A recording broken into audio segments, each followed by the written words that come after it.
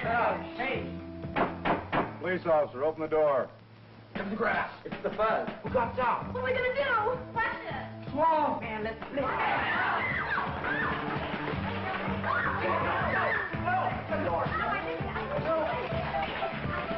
Inside, everybody. Come on, sit down.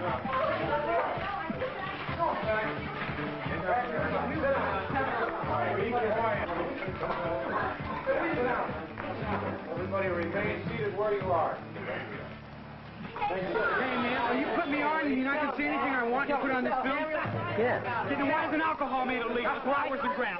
Like juice freak shit. Hang-ons and cirrhosis in the liver. Besides, grass doesn't have it for me like alcohol is. Besides, that cigarette's a much worse Right, man. Don't worry. I got right, man. You tell him.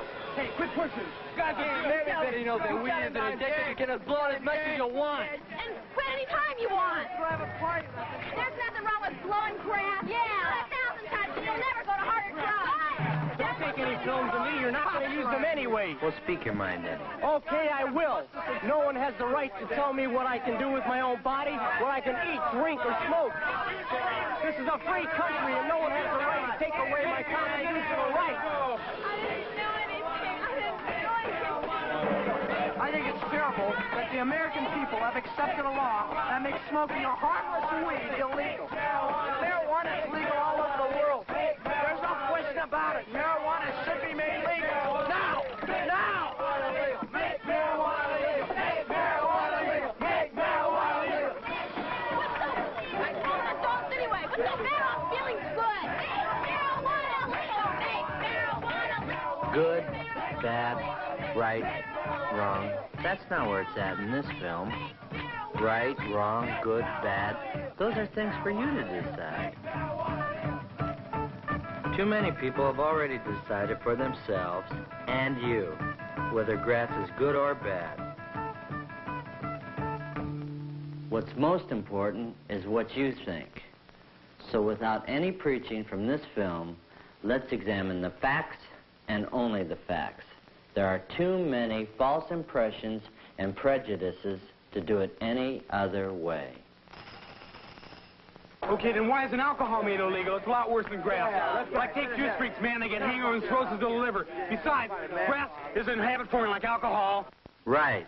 The facts are, if you drink enough, alcohol will give you hangovers, cirrhosis of the liver, and what's more, it can even kill you. If you are a certain emotional and psychological type, you may become dependent both physically and emotionally and will join the 5 to 6 million known alcoholics in the United States. Now, what are the facts about marijuana?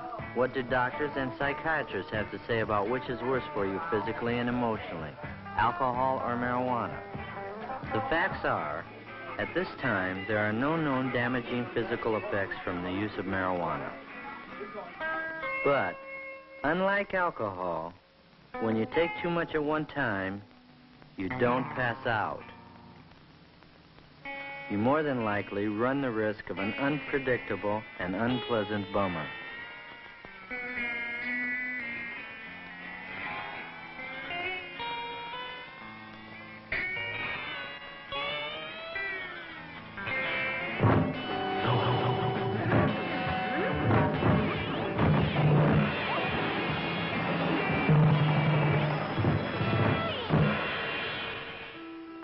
The occasional drink before dinner by adults, like the occasional use of marijuana, does not necessarily lead to an emotional dependency in the stable, mature personality. Sure, go ahead. Great olive, yeah. If you like that, I'm glad. Good olives. Well, that's smart. However, teenage is not a time of great maturity and stability for most teenagers. The pressures of school, parents, finding your own identity and self-confidence set you up for a drug dependency that could just as well be alcohol if you preferred that to grass.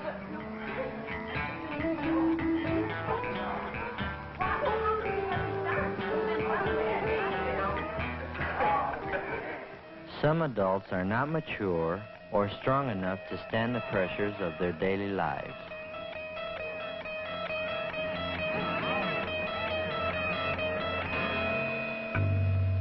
These adults can become just as emotionally dependent on marijuana as on alcohol, whichever is more socially acceptable and easier to get.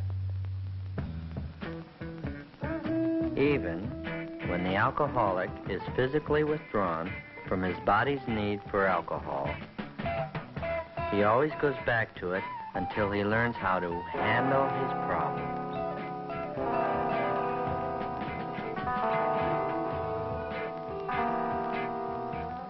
Just as the alcohol drinker who finds himself needing a drink more and more frequently is the warning sign of his dependency, so it is with the pothead. The more he needs the escape from reality or the pleasure of marijuana, the more he is becoming emotionally dependent, exactly as the square and unhip alcoholic adult does. Do two wrongs ever make one right? Cigarettes are much worse than pot. Man, no one ever got cancer, man. That's right. It's a fact. No one ever got cancer from pot. But it's also a fact that no one ever dropped out of school because they were hung up on tobacco. And no one who just finished smoking a cigarette ever forgot she was driving a car as she tripped out on the beauty of a back road nature trip.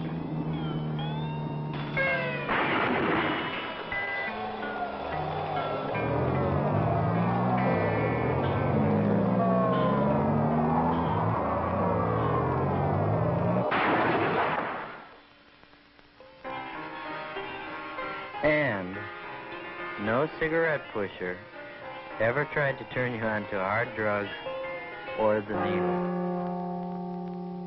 Another basic difference is that you can smoke cigarettes and do other things. You wouldn't dare to do this on pot. Or this. Or this. And would you rather your pilot had just finished a joint, not a cigarette?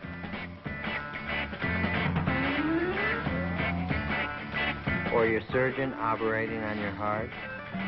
Your attorney pleading your case? Your sergeant? Your dentist? Your flight leader? Your team center? Your LSO?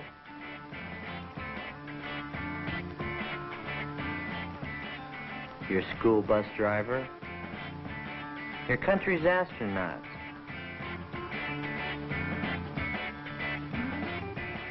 Or even the guy who is just changing your front tire? Would you rather he was smoking a cigarette or a joint? However, neither your government nor any responsible person recommends smoking. So, 2 or 3 wrongs don't make one right either. Everybody knows that weed is addictive. You can blow as much as you want. Oh, I'm here. And quit any time you want. Blow as much grass as you like, and your body won't need it? Right. You can quit any time you like? Not true for everybody. And that's the problem. The World Health Organization of the United Nations, with its leading medical and psychiatric experts from over 100 member nations, has this to say about marijuana being habit-forming without one dissenting vote.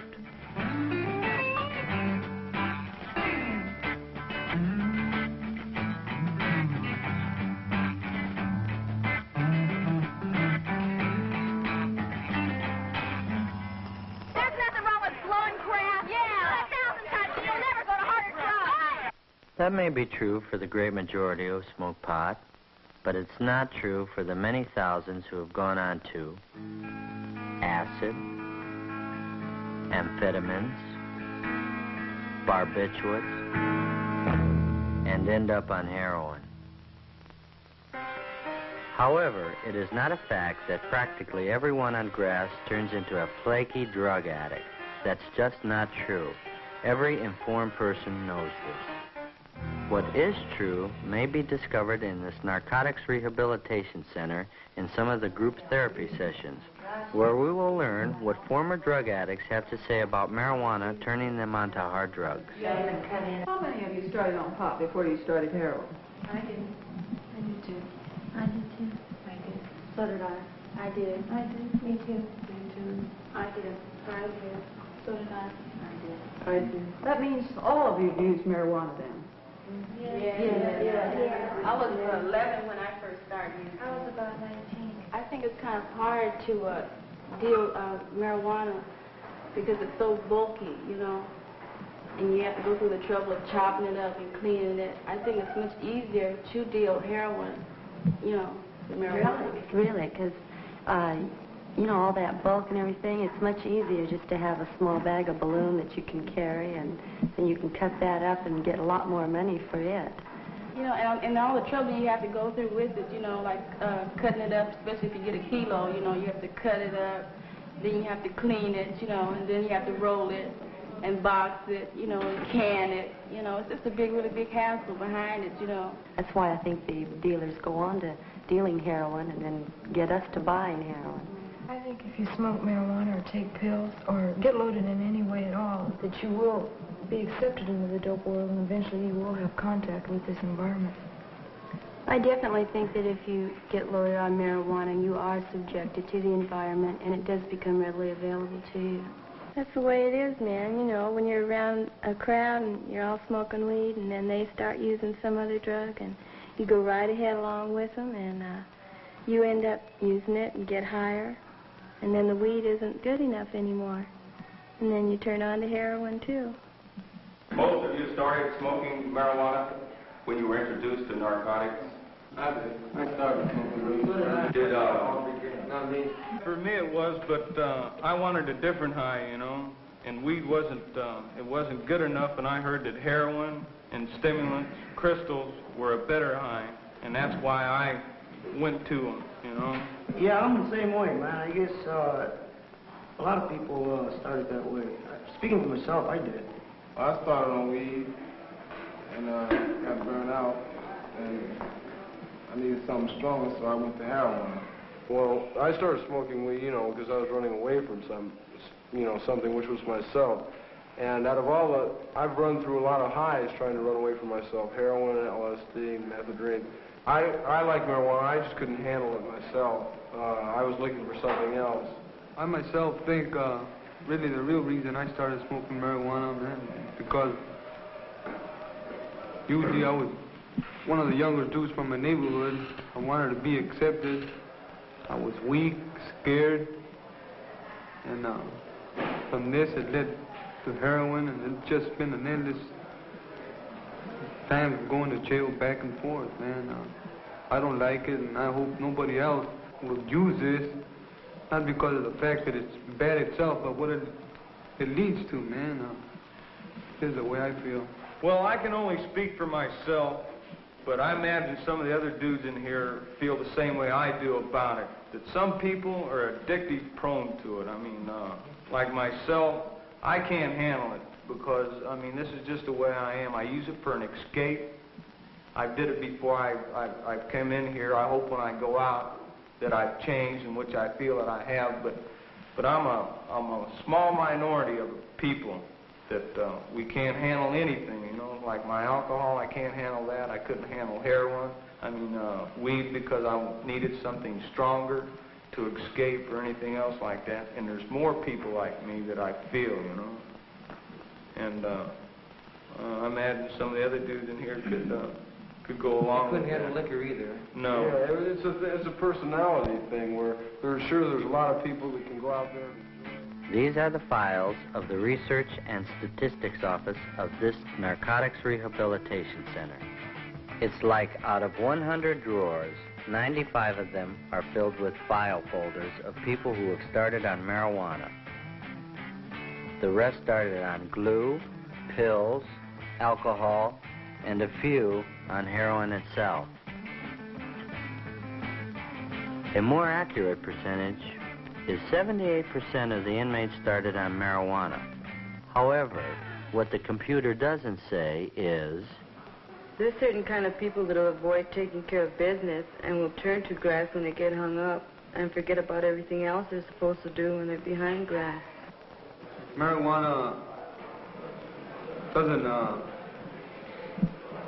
it's not addictive, but by using it, you don't do the things that you should do. For instance, like in school, you try to do the things that you have to do in school, but your mind is, it's not all there, you understand? Nobody can tell me what to do with my own body, what I can eat, drink, or smoke. This is a free country, and nobody has the right to take away my constitutional rights. That could be a fact if you were the only one affected by what you do. But the Constitution and the laws that came out of it were designed to protect the individual and the group from irresponsible individuals, which is why there are speeding laws, building safety laws, pure food laws, pure drug laws, laws to protect your money, laws to protect children, laws to protect the aged, and even a law to protect you from taking your own life.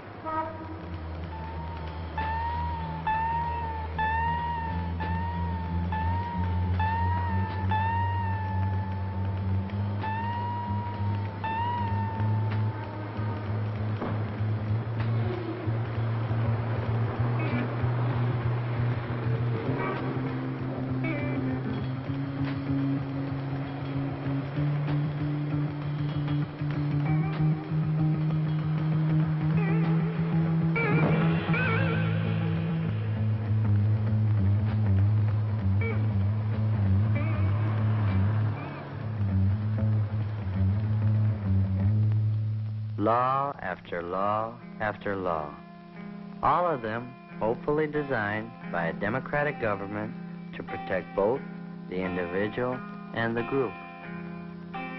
From aspirin to the latest vaccines, the manufacture and control of all drugs is government supervised.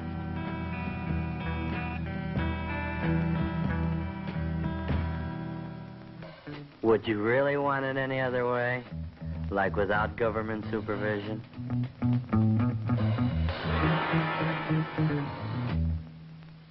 As a drug, marijuana comes under the supervision of the federal and state governments. It is the assigned work of the police to enforce the law. It is not something they dreamed up on their own. From the Ten Commandments to the Constitution, man has made laws to protect him from hurting himself in the common interest of the group called society. Doctors, psychiatrists, social scientists, chemists, biochemists, basically people who are not primarily concerned with the ethics or morality of the use of marijuana, have provided their expert knowledge to our legislators, which in turn has caused them to pass laws to make marijuana illegal, not as a matter of morality, but as a matter of health, mental health, period. I think it's terrible that the American people have accepted a law that makes smoking a harmless weed illegal. Marijuana is legal all over the world. There's no question about it. Marijuana should be made legal. Now! Now! Make marijuana legal! There's no question about it. Many young people agree with that. Let's examine the facts. First, marijuana is not legal all over the world. It isn't legal in Mexico, Egypt, India, Great Britain, China, Japan, or any of the major nations in the civilized world.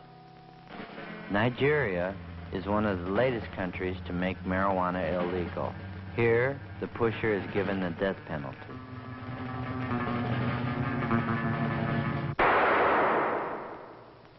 Though each year more and more teenagers commit crimes while up on grass, this is not the major problem. However, grass as a factor in crime must not be overlooked, especially in that percentage of unstable and aggressive types and those who wind up in trouble with the law because of something done while they are high on pot.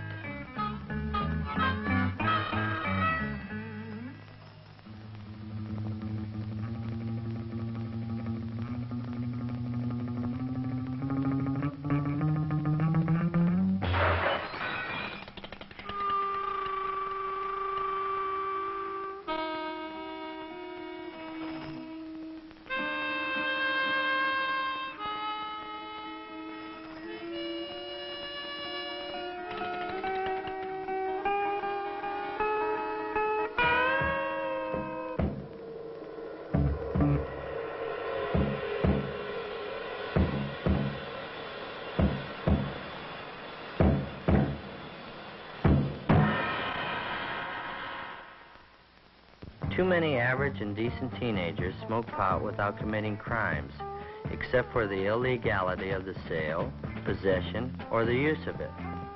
So, why not make it legal? Why not bring it out in the open and make it legal in America? It's just that there are too many unstable people in America who would become emotionally dependent on marijuana and end up as non-functioning weed heads.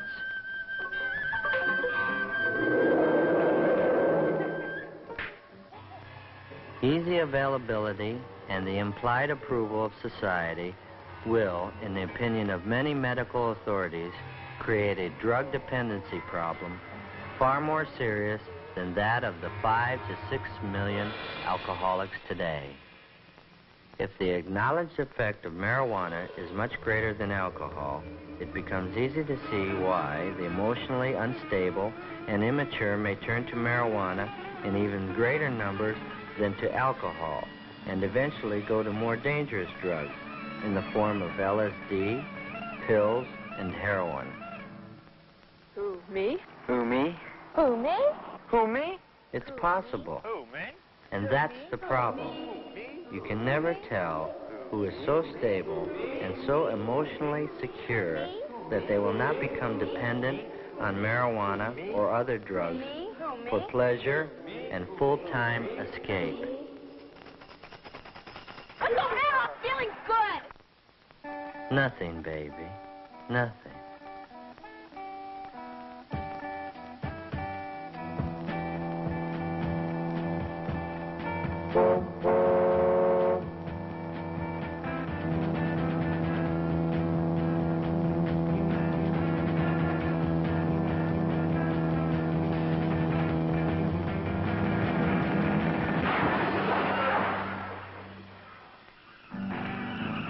Years ago, only the criminal and socially deprived blew grass or used heroin. Today, the nicest people may be on grass. Why is that a fact? I took it on a dare. But only kids take dares.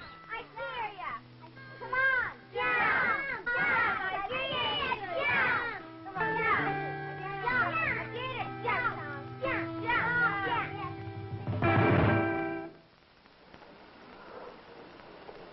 Man, everybody blows pot. But everybody doesn't blow. I don't want it, man. I don't want it. Take a hit. No, I don't want it. I don't want it. No. Take a drag. It won't hurt you. Come on. You got The first sign of character and emotional weakness is when you do things just because others are doing them. When I'm high, it enhances my creativity. This is the same subject matter and painter for both paintings. One was painted before going up on weed, and the other while high on weed. Can you see any significant creative difference? When I'm high, it enhances my creativity. The artist thinks he's being more creative, but do you see it in his work? To some extent, the very inhibited person may feel a greater freedom to be creative, but this doesn't mean he will have the necessary talent to be so. It really makes me understand myself. If you don't understand yourself when you're down, then there's no logical or scientifically accepted reason that you will when you're high. Besides, while you're up on grass, you may tell yourself only what you want to know, if you are lucky enough not to be on a bad trip and discover a frightening thing about yourself at that time.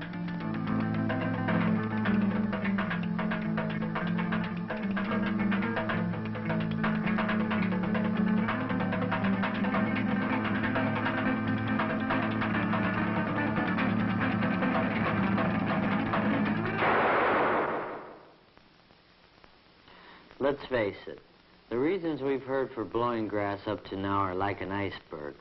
What about the underlying reasons that are like the 90% of the iceberg you never see?